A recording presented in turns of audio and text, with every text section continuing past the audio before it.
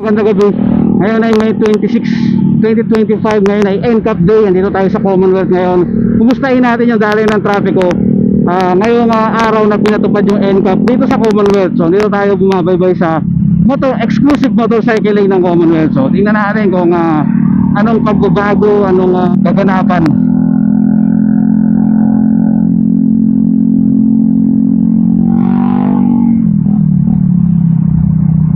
So binabaybay natin yung exclusive motorcycle lane. So traffic na doon sa mga private lane, no, kung makikita nyo. Ayun, no, nakapila yung mga private vehicles.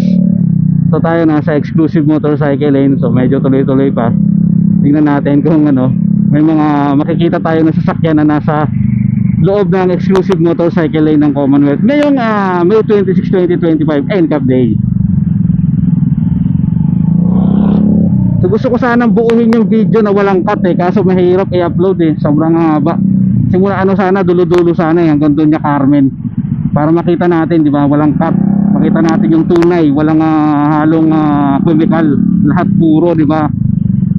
Kasi siyempre baka mamaya nakikita na hindi naman nagtagal yun dyan lumabas ka rin di ba? Hindi ka rin nakatiis di ba? Parang ganun, lumabas ka rin ng linya mo So yan, may bus tayo nakikita dito, na nasa exclusive motorcycle lane. Pero kung ikaw ay nasa EDSA busway ng EDSA, huli ka na.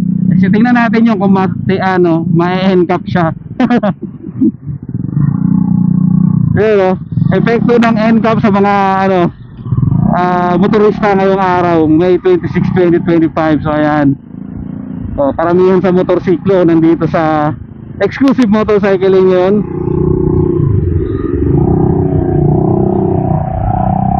Mabagal yung daloy ng trapiko. Siguro dahil siyempre yung iba nag-iingat na mapicturan, makatanggap ng love letter kasi. Pero hindi natin alam kung may NCAP pa rin pag gabi, di ba? So hindi natin alam. So ano ba, may NCAP ba gabi? 24/7 ba ang NCAP? Yari ka na kuya, sa labas ka. Baka paliko na pala siya. Sorry. Baka paliko. Paano na siya? Pa-exit na siya ng Commonwealth. Woohoo! Uy, may nakaharang na ba sa exclusive motorcycle lane Ay, unfair naman yan. Sana mapitikan ka ng NCAP. Huwag naman gano'n. Labas na dyan. Kaya pala bumagal yung motorsiklo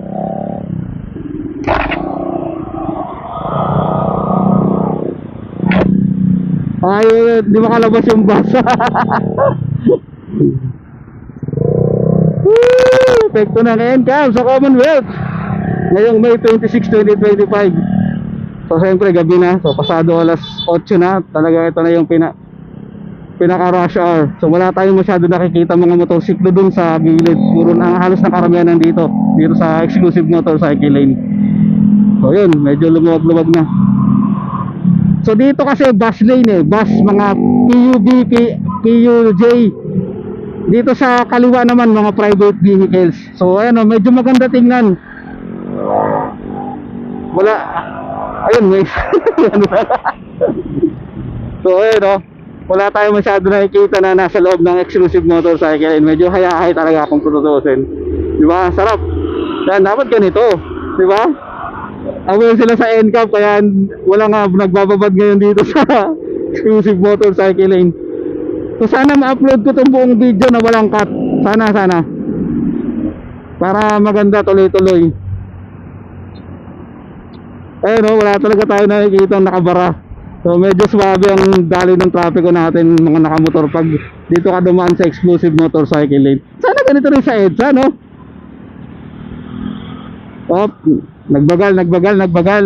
So titingnan natin ngayong ngayon si traffic situation na ngayon. Active na ulit yung NCAP sa mga ilang major roads dito sa NCR katulad ng C5, Commonwealth, EDSA, Roas Boulevard, Macapagal Boulevard. Ewan ko sa Quezon kung meron ba yun. So yun,